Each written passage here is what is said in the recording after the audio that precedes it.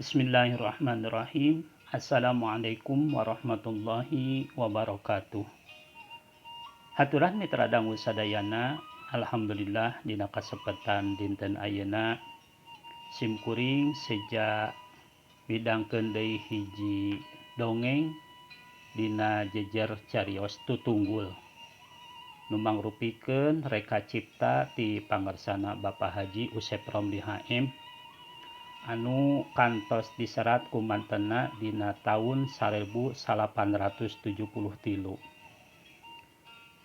Mitra dangu sadayana tiasa nengetan kana ieu carios anu judulna Tutunggul aya dina buku kumpulan carita pondok nu judulna Jiad Ajengan wedalan penerbit Rahmat Cijulang citakan kahiji dina tahun 1881.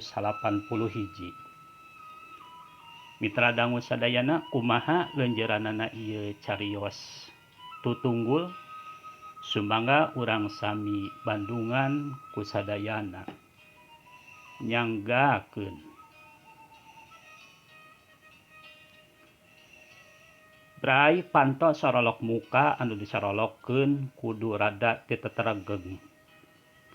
Tah lamun geus kitu kuring sok ngarenghap panjang nguraykeun kadaryaan hate nu ngabangbaluhan ti barang cat kana golodog.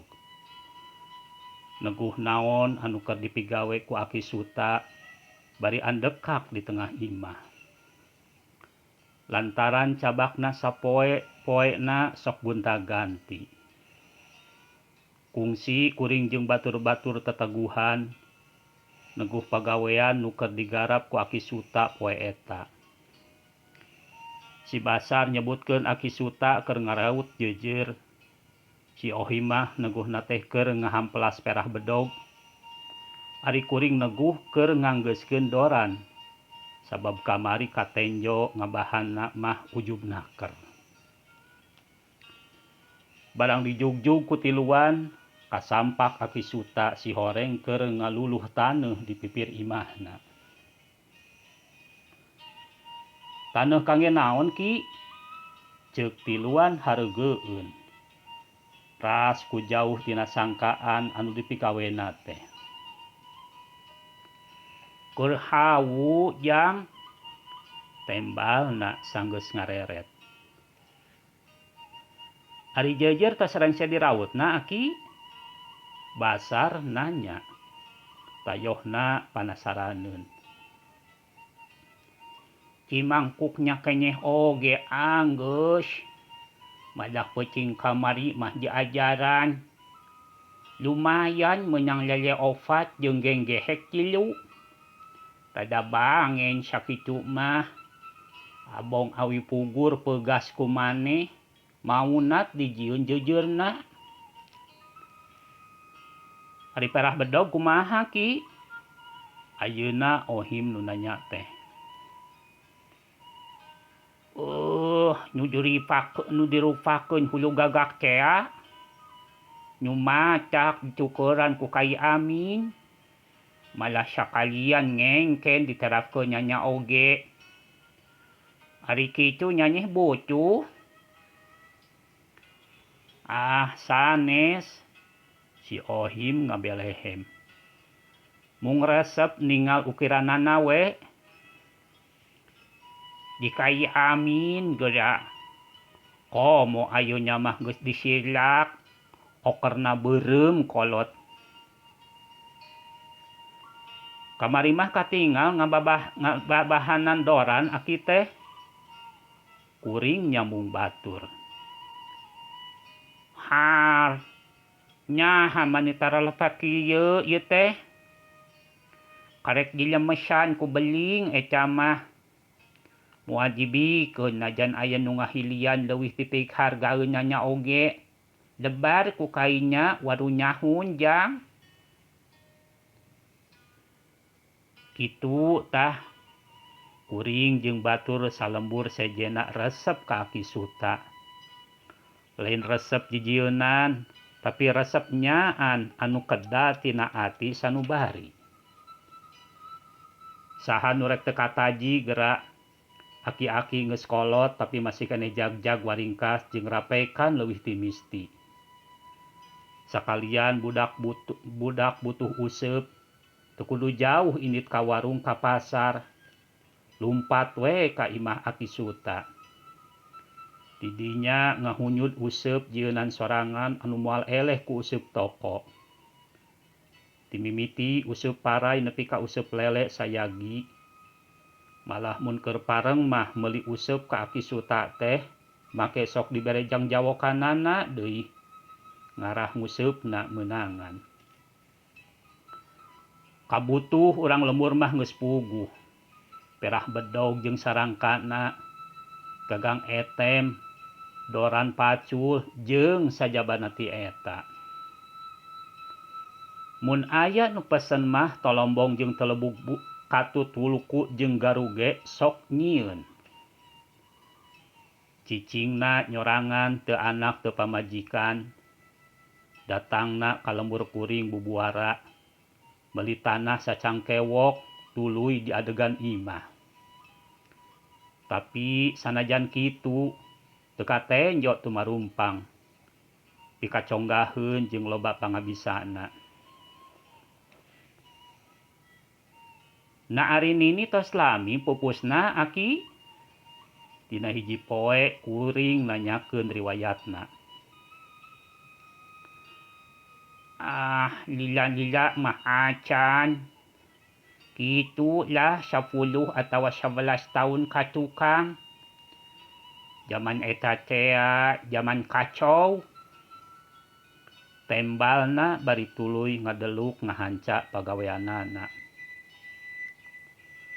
Dibedil ku gorombolan Aki.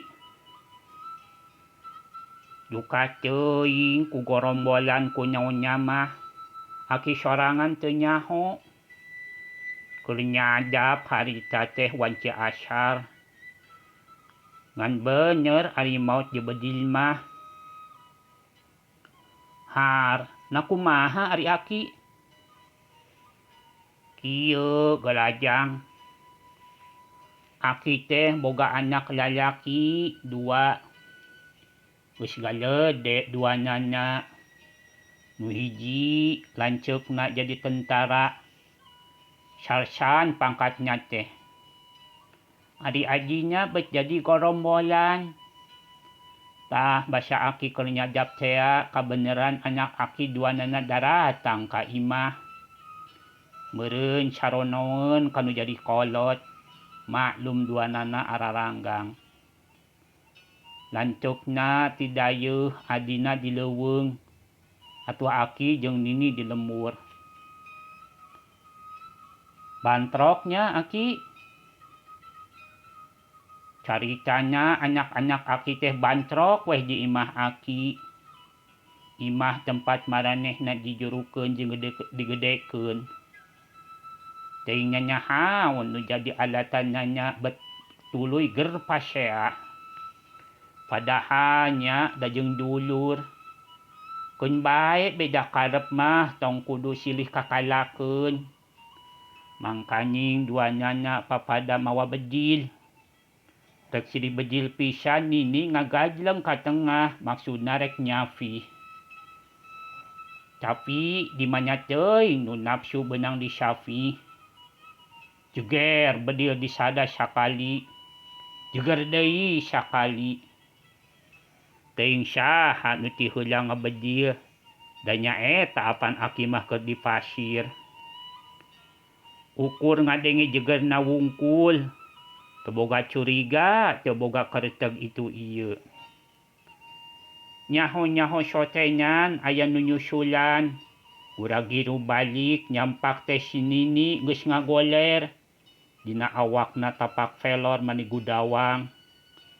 Ret gigireunana kenca katuhu anak-anak Aki duanana geus ngababatang.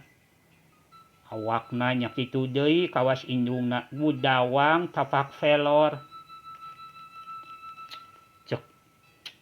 Nepi ka kituna kuring kekecrek. Aki bibiraeun geus ngudebkeun mah jeung geus beberes itu ieu kencling ka dieu.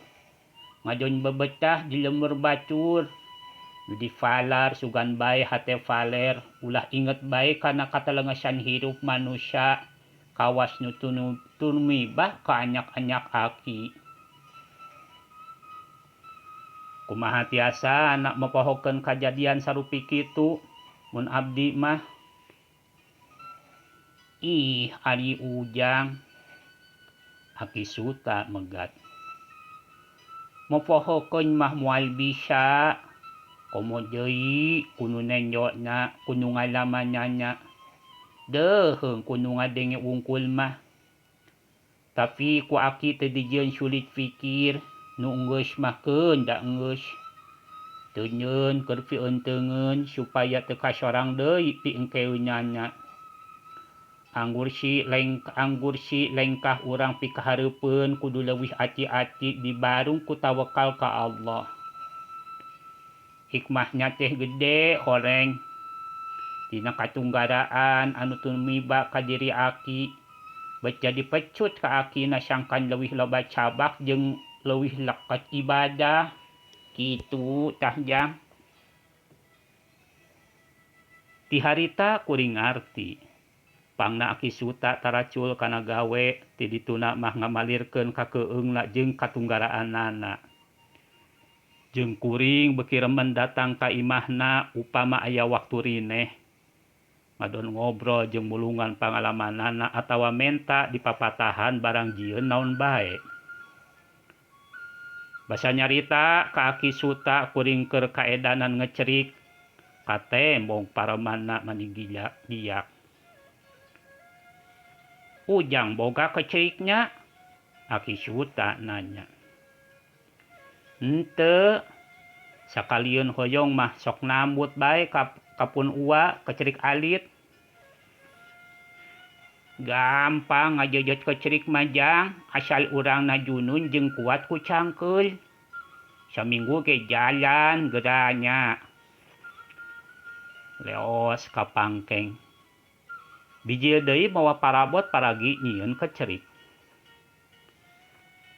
Tah nu kieu ngaranna coban, nu ieu barera, kieu tah ngamimiciannya.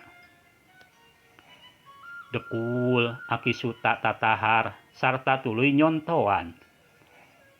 Menang 3-4 balik nyontoanana sok coban dibikeun ka kuring.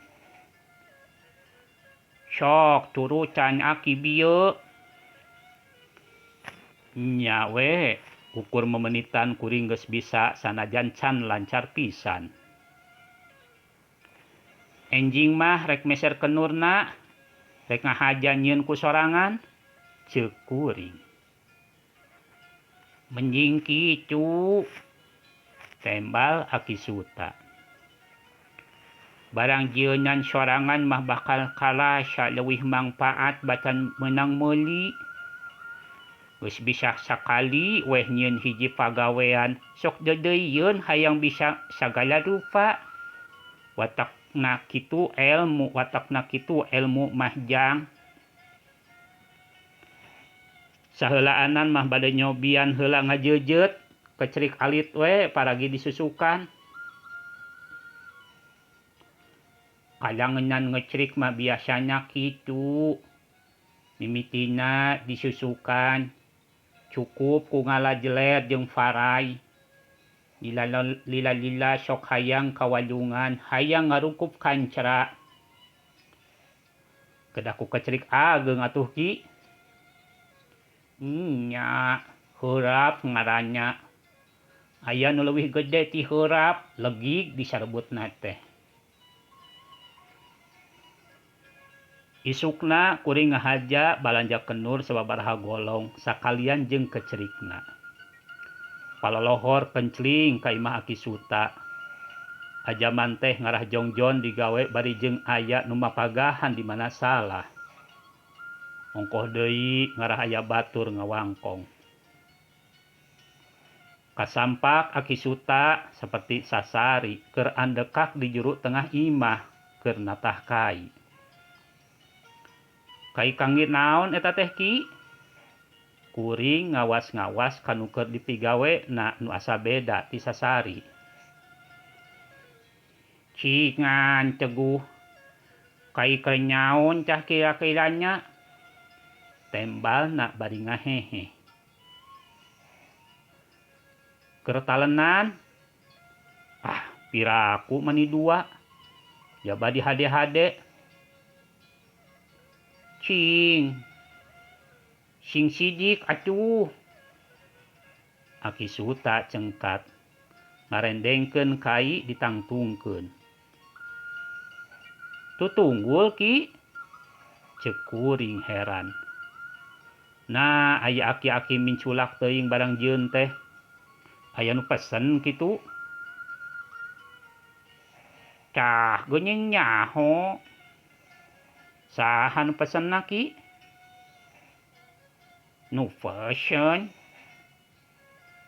Mohon nu ngengkeun dipangdamelkeun tutunggul. Keur aki sorangan ieu mah. Na iraha aki bade pupus? Har ali elu. Aki Suta nyakakak. Saha pi jelema nya nyuweruh kana waktu pipaeheun. Ngarumasakeun sorangan aki mah nyieun soteh tutunggul. Rumasa geus kolot. Sareatna geus deukeut kana maot. Rumasa deui aki teh jelema nyunggelis. Bebeuriheun inditna ka astana nyusakeun batur beureun digarotong. Diasupkeun kana liang kuburan ku batur keneh. Ngarah teu pati raripuheun nu hirup nya aki sasayagian tutunggul. Malah fadung ge mun geus aya kaina mah rek nyieun. Sangkan engke karirap teu kudu cuh-cih marocongan.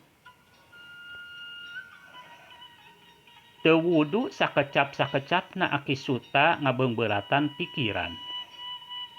Sabot ngajeujeut uteuk jeung hate mah padungdengan ngalenyepan omongan Aki Suta. Asa teu salah-salah teuing palsapahna teh da kabuktian geuning. Keurna hirup baragagah baragegeh, anu geus hos mah paeh angger we ngaripuhkeun batur. Meunang 3 jeungkal pagawean teh kaburu cangkeul. Bareng jeung kuring nguliat Aki Suta meresan paparabotanana.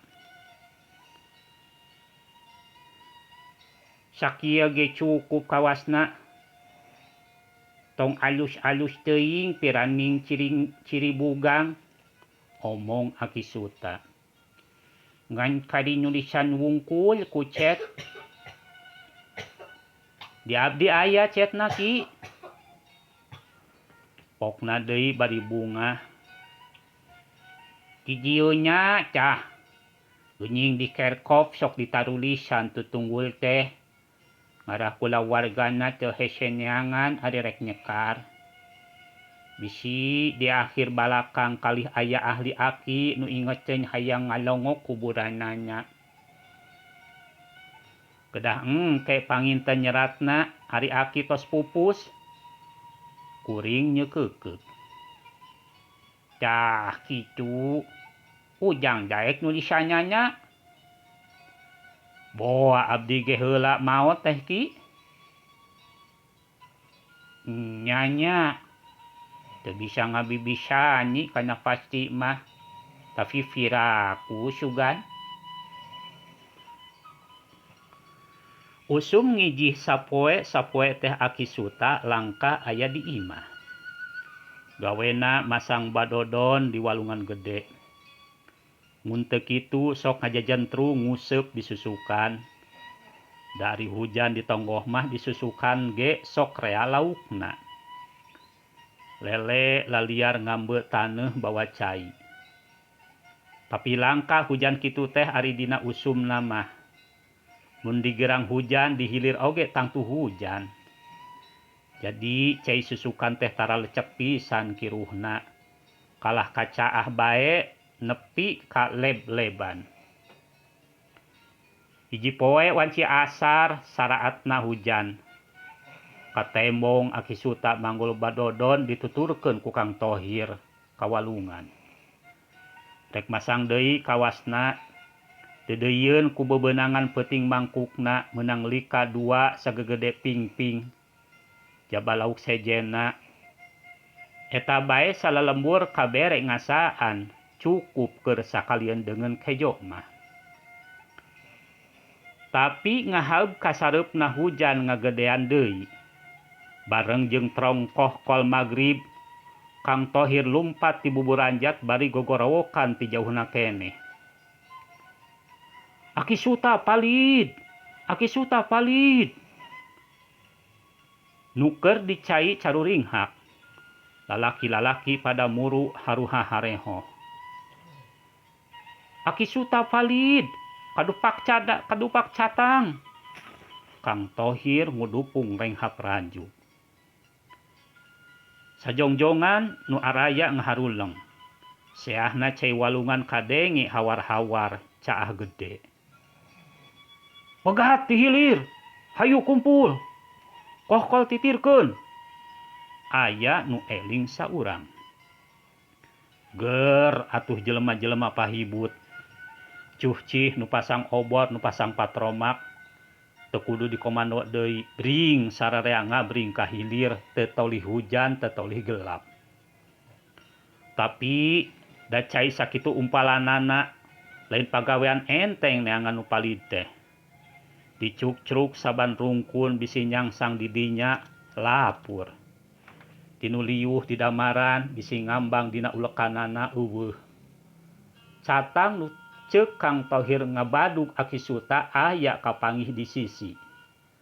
Aki Suta jeung badodona mah teu katenjo kelemeng-kelemengna acan.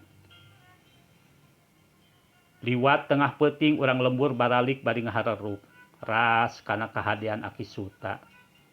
Ras kana takdir dirina anu kudu ngalaman maut baseuh kawas pamajikanana, kawas anak-anakna. Ngan anu jadi pikiran kuring mah tutunggul jieuna nu geus dicadangkeun pikeun ciri kuburanana. Ayeuna di mana kudu ditancebkeunana. Ras inget deui apan kuring nu kapapancenan kudu nulis ti timangsa mautna. Mun kuring teu paeh leuwih ti heula. Lebah dinya mah meneran ukur semet kabeneran. Nu puguh mah nya teu bisa ngabibisani kana pasti. Heuleuh palawargi sadayana. Waktosna parantos saeb. Rupina sakitu carios anu tiasa kapihatur dina ieu saat. Mudah-mudahan sing janten panglipur kalbu pangbeberah kana manah kanggo urang sadayana. Sakitu nu tiasa kapihatur hapunten dina samudayaning kalepatanana wal afu minkum. Wassalamualaikum warahmatullahi wabarakatuh. Cag Fermios.